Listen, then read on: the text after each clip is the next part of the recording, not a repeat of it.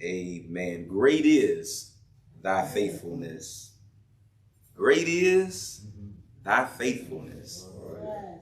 Morning by morning, new mercies I see. My fellow citizens, I stand here today humbled by the task before us, grateful for the trust you've bestowed, mindful of the sacrifices borne by our ancestors. These are the opening words to the inaugural address by President Barack Hussein Obama. He spoke it January 20th, 2009. He was elected the first African-American president of the United States. And what a tough task that was. But this inaugural address, I'm going to be honest with you, I really did not remember it. It was a historic moment, don't get me wrong, but the Lord really highlighted it as I was preparing this sermon. He says something very interesting. He says, my fellow citizens, I stand here today humbled by the task before us, grateful for the trust you bestowed, mindful, somebody say mindful, of the sacrifices borne by our ancestors. Now, some of you are saying, Pastor Mike, what does this inaugural address have to do with the prophet Jeremiah and what he said in Lamentations? Well, if you look at the text, Jeremiah says, remember my affliction and my homelessness, the wormwood and the poison. I continually remember them and I have become depressed. But then there's a transition that takes place. He says, yet I call this to mind. And therefore I have hope. It is because of the Lord's faithful love that we do not perish, for his mercies never end. They are new every morning. Great is your faithfulness. He says, I call to mind that I'm only standing here today because God did something. Yes.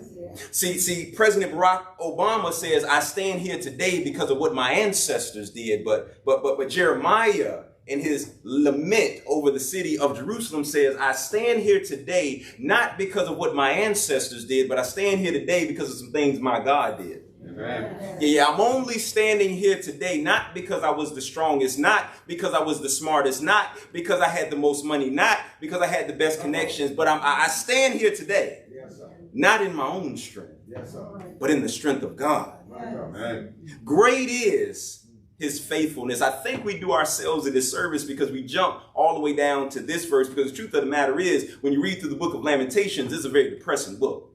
Can I give you a little backdrop? Okay, so Jeremiah has been prophesying. He's been warning the people about the impending destruction that's coming to them. And I'm sad to report that in all of Jeremiah's preaching, the folks ain't changed. See, y'all ain't never been preachers before, so y'all don't know the struggle of preaching constantly preaching, and it seems like folks are just stuck where they are. Yes, sir. Jeremiah is preaching. He tells them what's about to happen, and unfortunately it still happens, and he's watching the city of Jerusalem in ruins. It has been laid waste by those who have come in and captured the people, and it gets so bad to him that he writes this whole letter out called Lamentations. Again, it's a book that we really don't read, but the truth of the matter is, it's actually a very beautiful book. See, I love how God does a thing. Although this is a book, and that word Lamentations actually comes from the original root word of crying out. And if you really want to go deep, if you look at it in the Hebrew, the book is just called How. Because this is a man who's wrestling with God. How in the world did we get here? But it's a beautiful book because it's actually a poem. And what he did was he took a letter for each one of the letters from the Hebrew alphabet, and he used it for each section to actually paint this picture of the trauma that he had went through. It's amazing how God will allow us to do beautiful things in the midst of ugly situations. Although this place is ugly, although destruction is everywhere, God still lays his hand on this prophet to say, even though it's an ugly situation, I can still get glory out of this.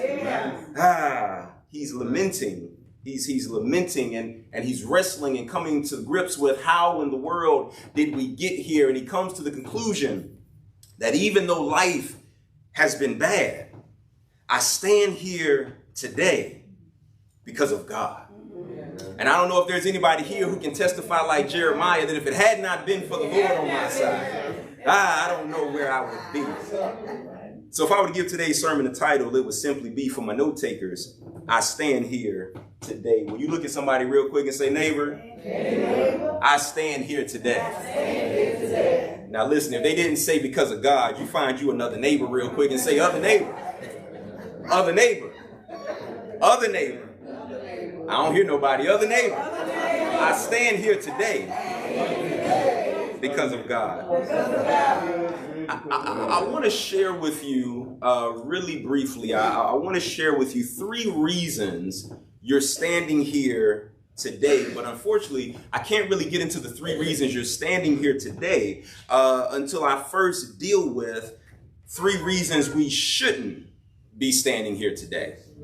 I know we don't like to talk about that, but before we can really get into the 3 reasons we are standing here today, if we're going to have a good appreciation for it, we got to first look at why we should not be standing here today, because I don't know if you'll be honest on today. I know for me, I shouldn't be here today. Amen. Being from where I'm from, I should not be where I am today. Amen. Growing up where I grew up, I should not be where I am today.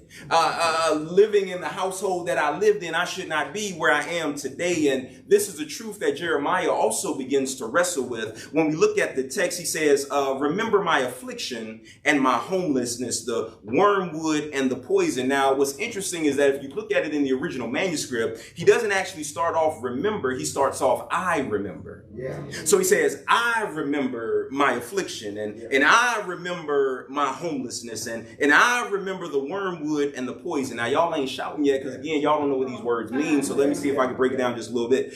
He says, I remember my affliction. Now, that word affliction means persistent pain. So he says, I remember a time in my life where it seemed like every day I woke up was a painful day. I remember a time in my life where my mind was hurting. I remember a time in my life where my body was hurting. I remember a time in my life where my family was hurting. I remember a time in my life where my marriage was in pain. A persistent pain. It's pain that does not stop. He says, I remember a time in my life where it seemed like life was just dealing me blow after blow after blow, and I could never get any sort of recess from it. There was a time in my life where pain was all around me. Jeremiah says, I ain't forgot where I came from. I remember the painful, the persistent pain in my life where it seems like everybody walked away from me, where it seems like I could not keep a steady job, where it seems like nobody wanted to deal with me, where it seems like everybody was talking about me, but nobody was talking to me. I remember a place of persistent pain where all I wanted was a little bit of peace, but every time I prayed for peace, it seemed like I found more pain. He says, I remember my affliction. But he doesn't stop there. He says, I also remember my homelessness. Okay, you ain't never been homeless. He says, I remember when I did not have a place. I remember there was a time in my life where it was filled with pain, but I also remember a time in my life where I had no place. Now, some of y'all can't shout about that because you've always had a place. And see, here's the thing. It's very possible to be in a house and still be homeless. Come on, he says, I remember there was a time, not necessarily when I did not have a roof, but I remember there was a time I didn't fit in. And one of the dangers of trying to fit in is that when you don't fit in somewhere, you'll try to fit in everywhere. And the problem with trying to fit in everywhere is you'll start putting yourself in places you don't belong. And when you put yourself in places that you don't belong, you find yourself doing things you ain't got no business doing. He says, I remember a time in my life where I didn't have a place, and so I put myself in places I didn't belong. And when I put myself in places I didn't belong, folks treated me in ways I should have never been treated. And I did things I thought I'd never do. I shouldn't be standing here today because I put myself in some places I should have never made it out of. So I can't appreciate standing here today unless I first deal with the fact that I should not be standing here at all. And I shouldn't be standing here at all because there was a time when all I knew was pain. There was a time when all I knew was I had no place. But then it gets a little deeper. He says, I remember the wormwood and the poison. Now, y'all looking at me strange because you don't know what wormwood is. See, wormwood is actually a poisonous plant. Now, that's weird because he says, I remember the poisonous plant and the poison. It sounds a little redundant. Why would he say, I remember the poisonous plant and the poison?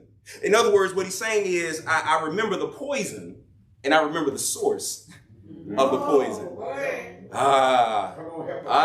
The revelation ain't hit yet. I remember the poison and I remember the source of the poison. Okay, you don't know how poison works. Let me help you. Poison does not bother you if it gets on you. Poison only bothers you when it gets in you. He says, I remember there was a time in my life I let some stuff get in me that should have never been in me. And what I let in me should have killed me. But my God spared me when things got in me that should not have been in me. But watch this. I don't just remember what got in me. I remember who put it there. And for some of us, the poison came from a parent.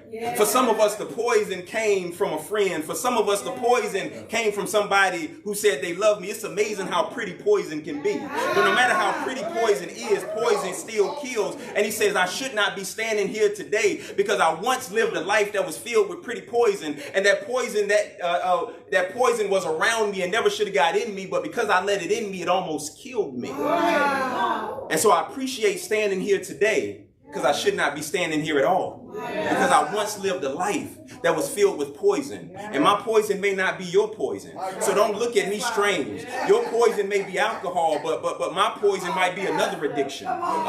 Your poison may have been drugs, but my poison might have been a person. You can look at me how you want to, but the truth of the matter is poison is still poison. And no matter how pretty the poison is, poison still kills.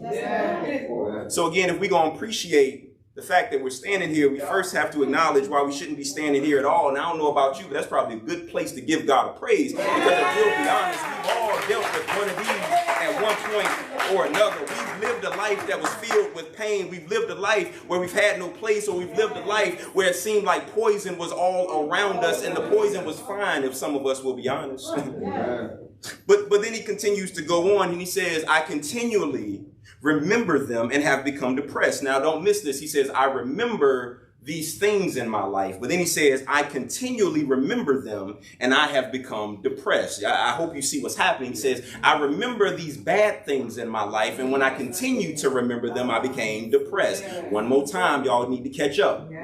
I remember these bad things in my life, and because I continually remembered them, I found myself depressed. Let me help you. You don't know what the word depressed means, so I broke it down. That word depressed is actually composed of two components. It's the first part, which is which is a prefix that means to go down or make less. And then it's followed by the word press, which means to move forward. So he says, when I continue to think on the bad things that happen in my life, I become depressed, okay? When I think on the bad things in my life, I get to a place where moving forward becomes less likely.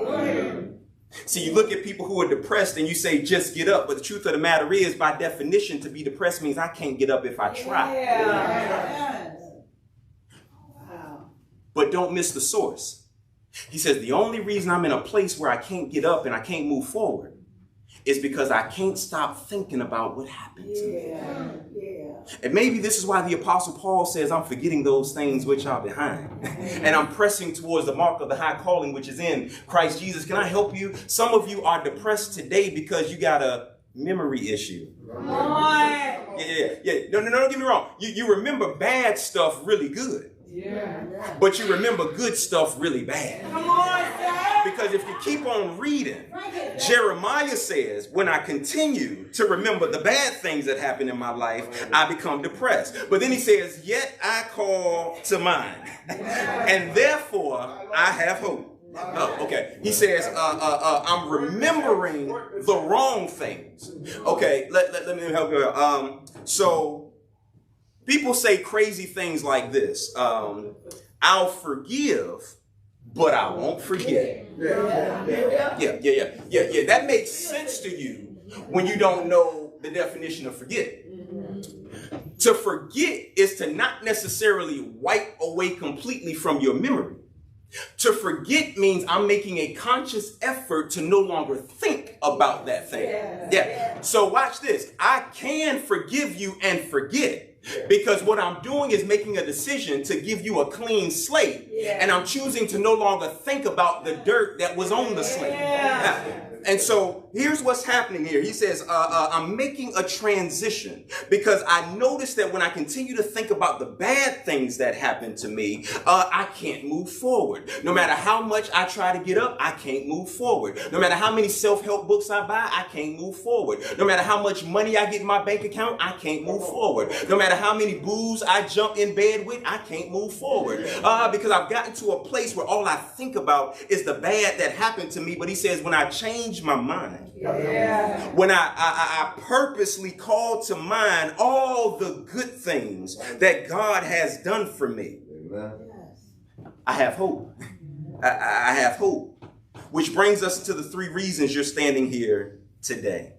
The first reason we are standing here today is because of how God feels about you. That was enough to throw a chair, but I'm gonna keep on going. The reason you're standing here today, the reason I'm standing here today is because of how God feels about me.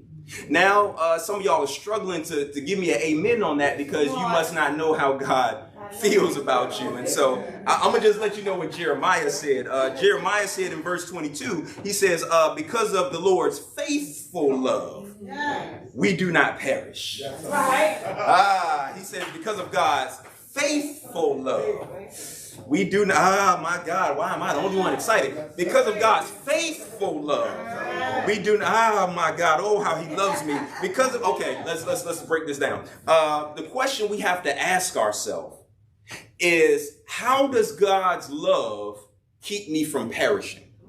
Because the truth of the matter is, what Jeremiah is saying is that he should be dead, but he's not. Now think about this. We got to paint a whole picture because y'all got to know the landscape. Jeremiah is looking at the city of Jerusalem in ruins. Can I tell you what Jeremiah is seeing on a regular basis? Jeremiah is seeing dead bodies all over the street. Jeremiah, and historians have actually documented this, Jeremiah is watching women give birth to babies, killing and eating those babies because there's a famine in the land. Jeremiah is watching people kill each other, watching people in forced labor. This is his everyday thing, but don't miss what's happening. Jeremiah is walking around freely in the midst of this. Jeremiah is seeing everything that should have happened to him around him. And he's wrestling with, how come it didn't happen to me? And there's somebody here who can relate to Jeremiah. Because you grew up around certain folks and you did the same thing certain folks did. But what happened to certain folks ain't happened to you. There's some folks you graduated with that ain't here no more. There's some folks you graduated with that you can go visit in prison. There's some folks you graduated with who are in a hospital bed right now. But thanks be unto God that what happened around me did not happen to me. And he says, that's only the case because God loves me. How does God's love keep me from perishing? Well, he took me to Peter. Peter wrote a letter to the church, and he says something interesting in that letter. And I don't think we understand the power of what Peter was saying here. 1 Peter chapter 4, verse 8, he says, above all, maintain constant love for one another. Since love covers a multitude of sins. Y'all are too comfortable for me. He says, above all, maintain constant love. As my brother would say, this is a commandment. Maintain constant love for who? One another. And he says the purpose of this is because love covers a multitude of sin. Okay. So in other words, the reason I'm standing here today is because God's love covered me. Okay, let me go to the original language. In the Hebrew, it's the word kalupto. That's K-A-L-U-P-T-O, kalupto. It means to keep secret or to conceal. So he says, the only reason I'm here is because God loved me enough to keep my secrets. My God, somebody should be throwing something right now. I'm only here because God knows how to keep a secret. Yeah. Can I be honest? I know I'm the pastor of the church, but God knows my secrets. And before you judge me, I need to remind you of something, that he's an omniscient God, which means he don't just know everything about me, he knows everything about you. So not only does God know my secrets, God knows your secrets. But the difference between you and God, God knows how to keep my secret. Can I tell you something really crazy? The reason God knows how to keep a secret is because God don't keep a secret. The reason God can keep a secret is because God don't keep a secret. Some of y'all like, Pastor Mike, what you saying? That's a contradiction. That don't make sense. I'm going to say it one more time. God knows how to keep a secret because God don't keep a secret. Okay, let me help you. One of his prophets is talking and he says, as far as the east is from the west, is how far I've cast your transgressions. The reason you can't keep a secret is because you keep a secret. Come on! See, I tell you something or you learn something about me, and instead of getting it away from me, you hold it against me. I'm so glad that God is not like man, because see, here's the thing. When we find out people's secrets, they become weapons against them. Come on! Can I help you? We like to say no weapon formed against you will prosper, and we be talking to the devil. But the truth of the matter is you should be talking to your neighbor, because if they ever find out something about you that they should not know about you, they may find themselves the weapon that's forming against you. But I'm so glad his word is true, that no weapon formed against me will prosper, including you.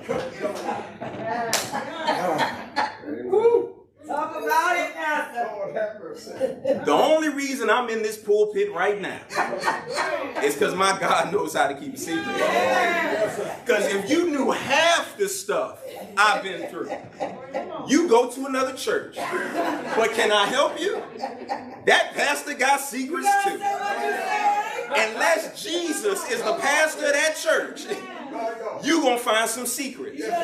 So the truth of the matter is, the only reason any of us are here today is because God knows how to keep a secret.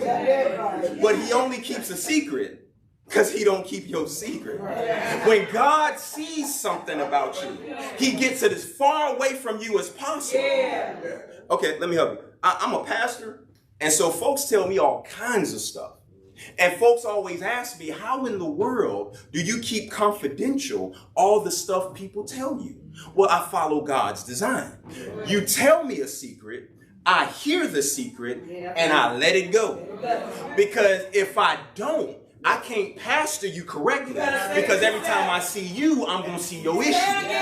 But because I follow God's design, no matter how gruesome what you tell me is, no matter how nasty what you tell me is, no matter how hateful what you tell me is, once I hear it, I let it go. I get it as far away from you as possible, because I don't want to see you as your issue, because you're not your issue, you're an individual.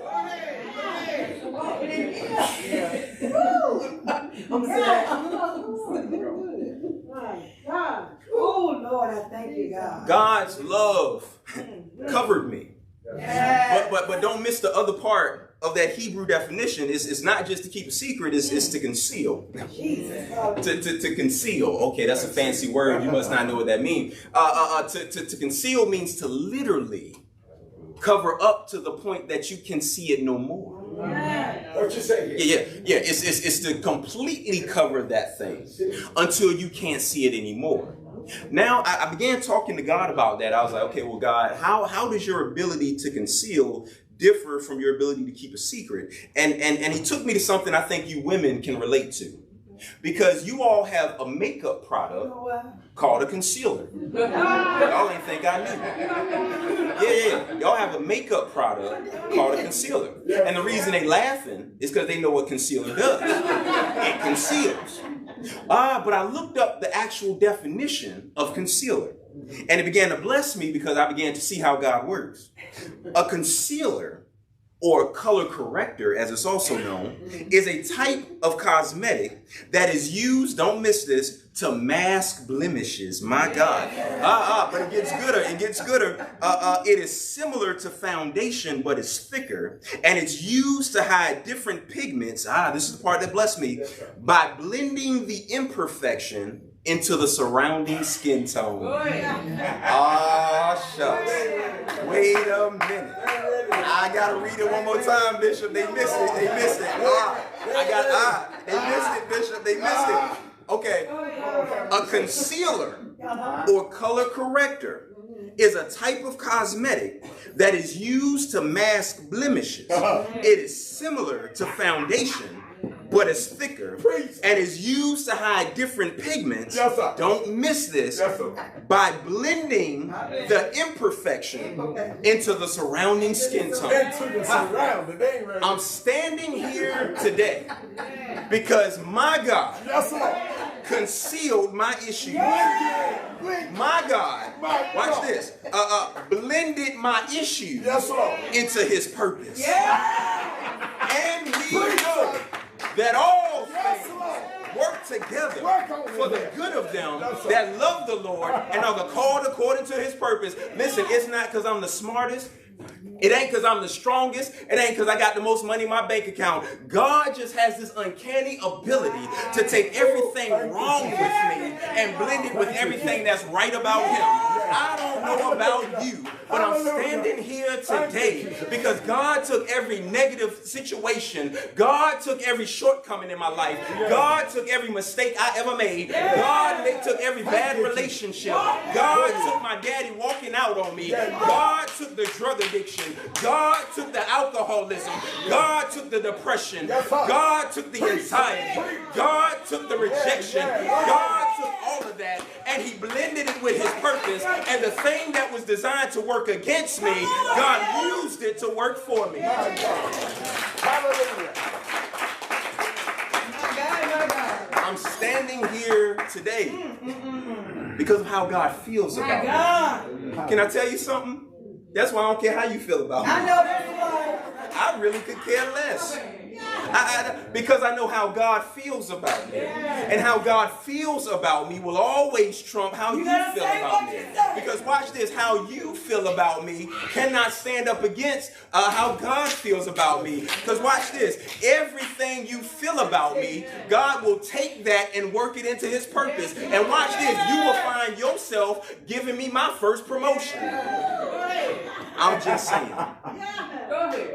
I'm standing here today because of how God feels about me. But if that's not enough, I'm standing here today because of how forgiving God is of me. Y'all can't be saved. Ain't no way. Let me see your card. I'm going to say this again. I'm standing here today because of how forgiving God is of me. Can I tell you why y'all can't celebrate that? Because y'all ain't forgiven. See, here's the thing. When you understand the magnitude of forgiveness, you don't need an organ. When you understand the magnitude, you better praise him, Bishop. When you understand the magnitude of forgiveness, you don't need a drum. This is why the seasoned saints say, when I look back over my life and I see where he brought me from, Jesus. God is good. because I see how much he's forgiven me. But many Christians, I hate to say this, are slow to celebrate forgiveness because they like receiving it, but they don't like reciprocating. You gotta say what you say. Jeremiah says, for his mercies never end. And it gets gooder. They are new every morning. Y'all are too calm for me. He says the mercies don't end. They don't end. And they're new every morning. The mercy, okay. Do y'all know what the word never means? never means it don't stop. His mercies don't stop. And if that ain't good enough, they don't stop and they're new. Come on, come on. Watch this. You ain't never had leftover mercy. Listen. He says his mercies never end. They're new every morning. Okay, the word mercy means compassion or forgiveness shown towards someone who is within one's power to punish or harm. Yes. Let's try this again. God's ability to punish or harm me, he looks the other way and chooses not to do what he could do, but to do the opposite. Okay. God could send you to hell right now and would be justified. And God looks at that power in his hand. And he looks at the life you've lived. And he says, I could do this. I should do this. But I won't do this.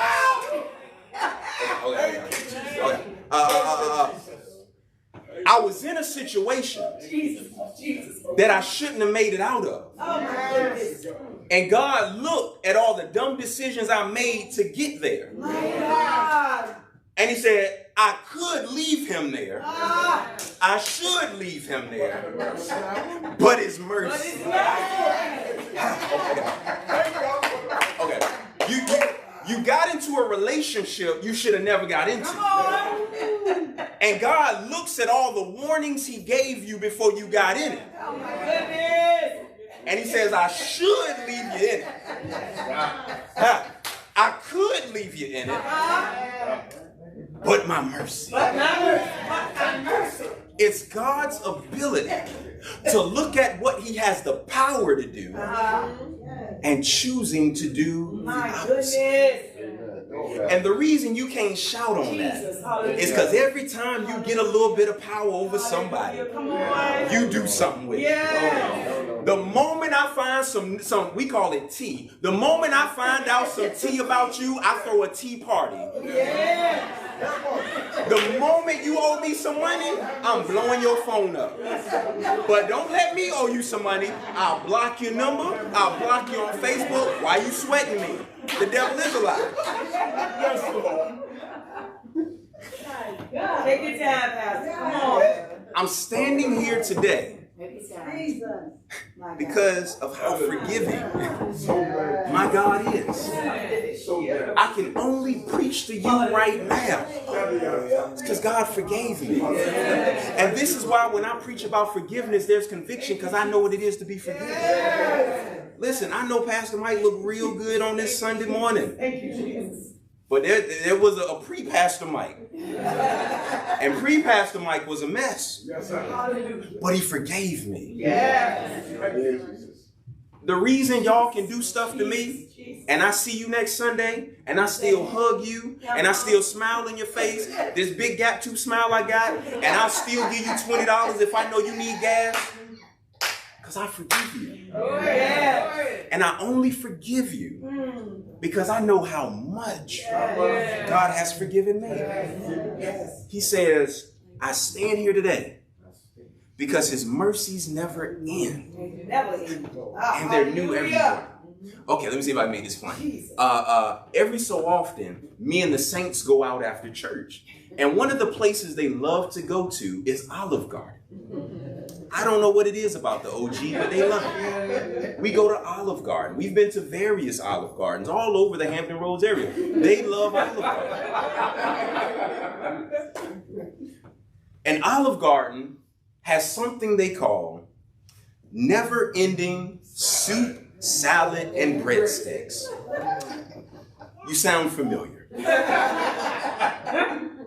What this means is that I can go in Olive Garden and I can order soup, salad, and breadsticks until it's running out of my ears and my nose. It is an endless supply of breadsticks, soup, and salad. Now, again, they call it never ending, but I have to beg to differ. Can I tell you why? Why? Because it only seems to work so long as I'm at Olive Garden. Right. As long as I'm at the table, I can keep ordering soup, salad, and breadsticks. And they'll bring me soup, salad, and breadsticks. Watch this. I remember one time, I normally stop at 2 soups, but I was feeling myself this day and ordered 3. And it was too much for me. I wanted to eat my food. She even gave me a to-go container to take my soup home with me. And I went home and I warmed my soup up the next day. But can I be honest with you? It wasn't quite the same. And I had to think about why it wasn't the same. Can I tell you why it wasn't the same? Because it was yesterday's soup. It was yesterday. Can I tell you why I love God? Because God don't treat me like Olive Garden. When God says never ending, it's never ending. If I'm at church, it's never ending. If I'm at work, it's never ending. If I'm at my homeboy house, it's never ending. If I'm at cousin Pookie's house, it's never ending. What I love about God's mercy and forgiveness is that it is not determined by my location. It's determined by my connection with Him. And I can have as much mercy as I want, but it gets gooder and gooder. Because again, I can take soup from Olive Garden. I can take salad from Olive Garden. I can take breadsticks from Olive Garden. But the problem is, if I take it into my tomorrow, it ain't the same. See, I don't know about you. The mercy I needed yesterday might not be the mercy I need today. And the mercy I need today may not be the mercy I need tomorrow. And so I'm so glad that I don't have to live off of yesterday's mercies. But God is so amazing. God is so omnipotent that God says, listen, you can have all the mercy you need today. And if you need more mercy tomorrow, don't warm up yesterday's mercies. I'm going to give you new mercies today. And if you need some mercy next month, listen, don't get a whole to-go tray of mercy. I'll give you a whole nother case of mercy when you need it. I don't know about you, but I'm so glad that when my God says it don't end, baby, it don't end. Because there's a whole lot of folks who say, I'll love you forever, but they love ends. They say, I'll forgive you over anything, but their forgiveness has limitations. They say we can be cool forever, but their coolness has a limitation. But when God says, I'll forgive you forever, then baby, stop beating yourself up, because God already forgave it. And what's so amazing about God, it says He's the same yesterday, today, and forever. So not only did He forgive my past sins, not only is He forgiving my present sins, but He's already prepared to forgive the future ones as well. And that's reason to throw a chair all across this church, because His mercy never ends. Somebody say never. They never end. I'm only standing here today because of the mercy for this moment. The mercy I needed yesterday ain't the mercy that I need today. And I'm so glad that my God will give me as much mercy as I need whenever I need it. Yes. Because it will be honest, some folks will forgive to a point. But the moment you hit that point, their forgiveness stops. Yes. I'm here because of how forgiving God is of me, but last but not least, I'm only here because of how faithful God is towards me. Yeah. I'm going to go through that again. I'm here because of how God feels about me. I'm here because of how forgiving God is. I'm here because of how faithful. Somebody say faithful. Faithful. I don't know what's gotten into y'all today. Y'all should be swinging from chandeliers. God is faithful. Okay, I get it. See, we're used to how unfaithful people are. Yeah. And I think as a consequence, because people have been so unfaithful in our lives, that we can't trust the faithfulness of God. Yeah. The woman of God testified earlier today how her relationship with her father on earth unfortunately began to attribute to how she connected with God in heaven. If we're not careful, we will begin to put qualities on God that don't belong to Him. But the text says because of how faithful God is, or great is God's faithfulness, He says, great is your faithfulness. We're in verse 23. Great is your faithfulness. Again, Jeremiah, don't forget, is looking at a city that has been destroyed. And he's looking at traumatic situations. He's looking at scenes that would burn into our psyche if we were ever to see them. And in the midst of what he's looking at, he can still muster his mouth to say, God is faithful. God is faithful. My whole world has fallen apart, but God is faithful. All my money's gone, but God is faithful. They walked out of me and left me with these kids, but God is faithful. They let me go after I trained the new manager, but God is faithful. The folks who said they love God don't love me, but God is faithful. Now that doesn't make sense. That doesn't make sense. God is faithful? Oh, okay. What is this word faithful? Let's break that thing down. Faithful. Faithful. Faith. Yeah, work on it. Full. Full. Faith. Full. Faith. Full of faith. God is full of faith. Now, normally when we think about faith, we think about our faith towards God. Right. But Jeremiah says God has faith towards us. Wait a minute. Whoa, wait a minute. Why would God have faith in me? Oh, okay, listen, I don't know y'all, I know me. God has zero reasons to have faith in me. Maybe you. And we should probably switch seats. No. You sure? Because I know me. And God should not have faith in me. God, how in the world does God have faith in me? I get why I should have faith in him. And isn't that something? Yes. That I should have faith in him. And I struggle with that. But he's full of faith in me. As questionable as I am. Me. Okay. I had to ask. I said, God, you got to help me with this. Because this don't make sense. How is it possible that I struggle to have faith in you, who's perfect? But Jeremiah said, you're full of faith in an imperfect me. That doesn't make sense. No. He said, well, son, he talks to me that way. Well, son, the reason I can be full of faith in you is because I filled you with me.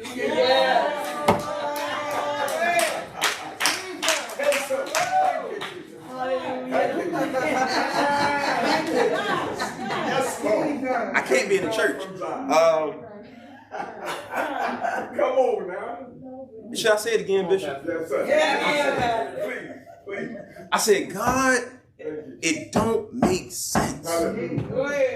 I get why I should be full of faith in you, but my mind can't comprehend how you're full of faith in me. I'm sometimey. I am. Sometimes God be like, do this. I'm like, yo. Seriously, this is how your pastor talk to God sometimes. I'm surprised I'm still here, to be honest. But I'm sometimey. I get why I should be full of faith in him, but Jeremiah says he's full of faith in me, and he says, son, the reason I'm full of faith in you is because I filled you with me.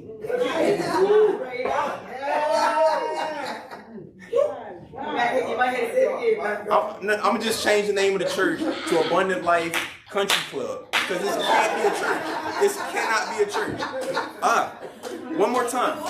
God, how is it possible that you're full of faith in me? And he says, son, the reason I'm full of faith in you is because I fill you with me. And right up, it is. Does anybody here have the Holy Ghost?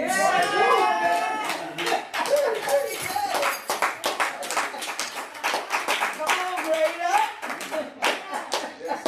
And ye shall have power after the Holy Ghost has come upon you. Yeah. As sometimey as I am. Let me.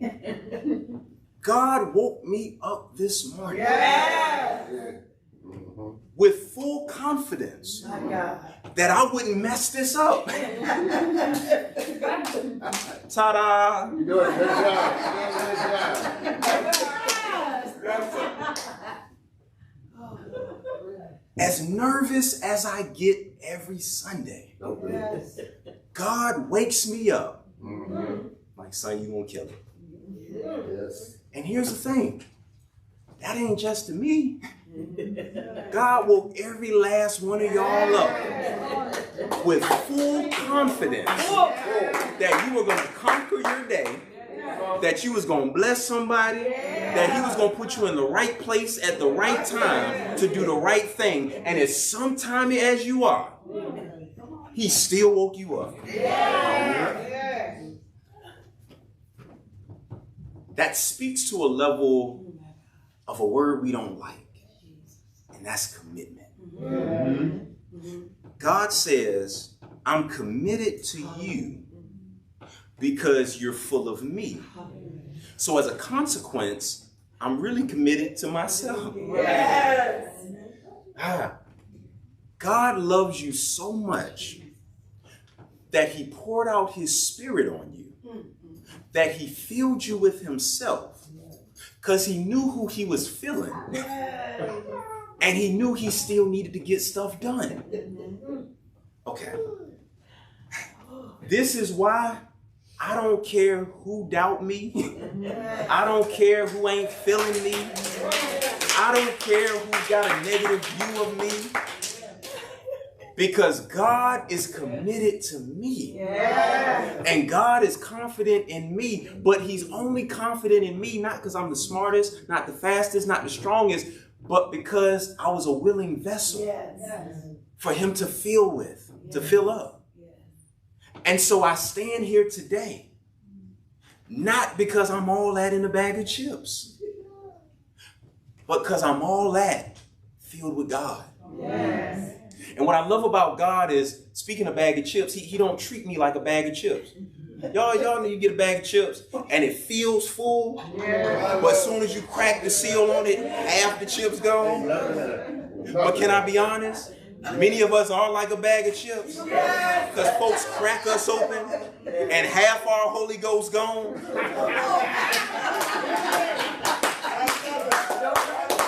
Somebody asked me how I know. Because I talk in tongues, but then I don't talk to you. Somebody asked me how I know. Because I pray real good in public, but I pray against you in private. Ask me how I know.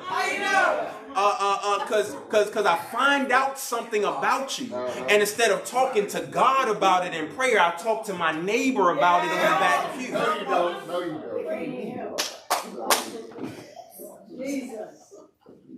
God is fully confident in you because he knows what he put in you. And here's the thing. He knows what he put in you even if you don't. That's right.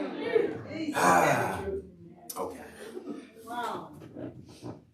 I believe there's a difference between how you drive with a full tank of gas and how you drive with a quarter tank of gas. That's true. I do. How I drive, okay, I ain't gonna talk about you, I'm gonna talk about me. How I drive on a full tank of gas is much different than how I drive with a quarter tank. Let me be honest, when my light is on. It's different. Yeah, when I got a full tank of gas, I just hop in the car and start driving. Sometimes I forget to pray. I just hop in the car and just go. Because I know I got a full tank of gas. Folks invite me places, yeah, I'll be there. Where it's at, it don't matter. I'm confident Yes. because I got a full tank of gas. Walk. But if my light on, it's questionable. I'm Heavenly Father. Lord, you multiplied the loaves and the fish. I need you to multiply the gallons I get in this car. I know it says 26 miles per gallon. But God, I need 52. God, if you can just get me to Friday, it normally hit my account at 6 a.m. I'll stop on the way to work. In the matchless name, that's what you keep in our prayer. The matchless name of Jesus. God, you are holy. Then we turn on the gospel station as we It's different. It's different. Because when I'm low, I'm not confident. I don't know how far I can go. I don't know if I'm going to make it around the corner.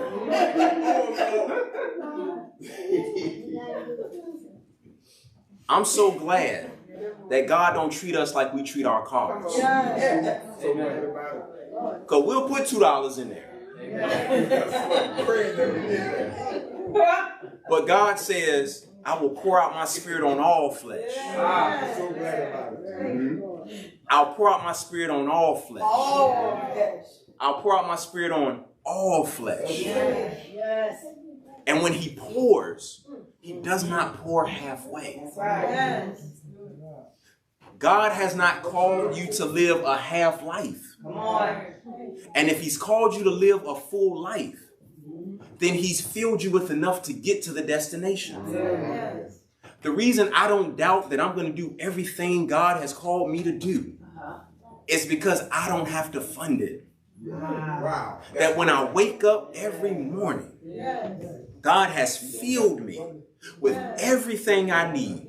The Bible said this way, I've given unto you everything pertaining to life and godliness. And many times we think that promise is only for the godliness. No. I've given you everything to escalate at your job. I've given you everything to be the parent I've called you to be. I've given you everything to make the impact in your community that you're supposed to make. I've given you everything to start and build that business that I called you to build. I've given you everything to finish writing that book, Bishop Spencer H. Riddick Jr., coming to a store near you. I've given you everything you need to do what I've called you to do. As we close, we're here today because of how God feels about us. So no matter what folks feel about you, never allow what folks feel about you to trump what God feels about you. He says, I know the thoughts I think towards you, thoughts of peace and not of evil. And here's the part I love, to give you an expected end. See, there's a whole bunch of folks trying to give you unexpected ends, but I know the expected end that God has given me. And so you can be mad at me if you want to, as long as God is pleased with me. I'm good. I'm standing here today because of how forgiving God is of me. And y'all are still way too calm on that forgiveness piece, but that's all right. We're going to get y'all delivered. I'm only here because my God is willing to forgive. As far as the east is from the west, is how far God has cast my transgressions. And so I'm so glad about it, because if Bishop liked to say, if the Lord would just let flash across this screen one good time, all the things we've done, we would not open that door. We would knock that door down and probably the windows next to it trying to get out of here. I'm so glad God knows how to keep a secret, because he never keeps secrets. He lets them go. And I'm here today because of how faithful God is towards me. Everything in my life says God should have given up on me.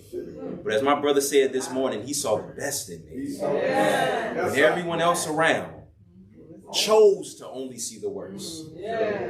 Now, I have to leave you with a thought. Here's a thought. Don't stone me. If you are the recipient of these things, you should also be the reciprocator of these things. I'm going to say that again. I don't think it landed well. If you're the recipient of these things, then you ought to be a reciprocator of these things. Which means if God's love covered you, then your love ought to cover somebody else.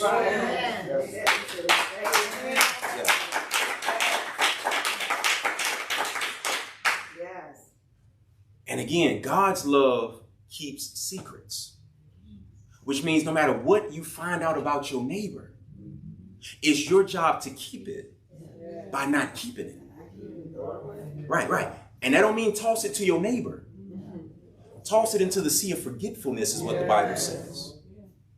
But not only that, conceal. Watch this. I know what they said about you. But now here's what we're going to do to change the narrative.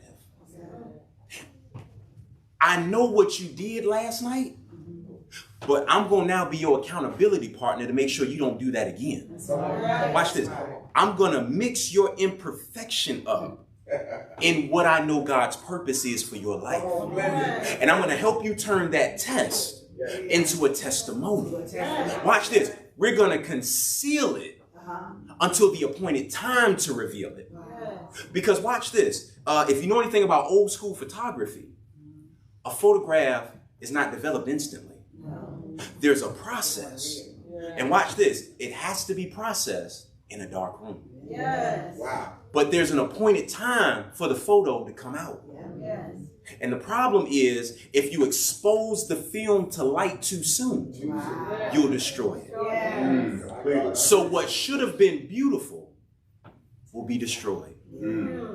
And how many beautiful pictures have been destroyed in our churches because we put light on their process too soon?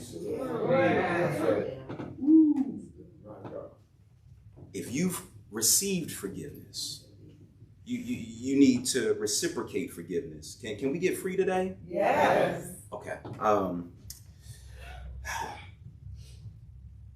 You're not getting that $20 back.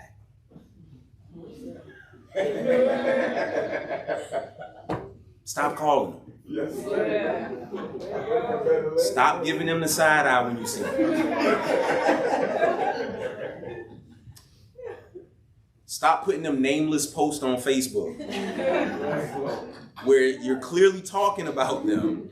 You're describing the clothes in their profile picture, but you won't say their name.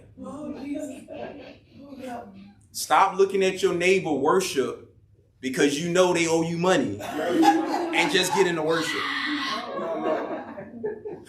Because maybe if you would start worshiping, you would stop worrying about what they owe you. And God would do something in your heart. And you would just say, forget it. Because the truth of the matter is, to forgive means to let a debt go. And I don't know about you, but the Bible says the wages of sin is death. But the gift of God is eternal life, which means we all owe God a debt. But I'm so glad God forgave my debt. And so if God forgave my sin debt, I'll let your $20 go. If you receive forgiveness, reciprocate it. And if God has been faithful to you, be faithful to somebody else. Stop giving up on people when God never gave up.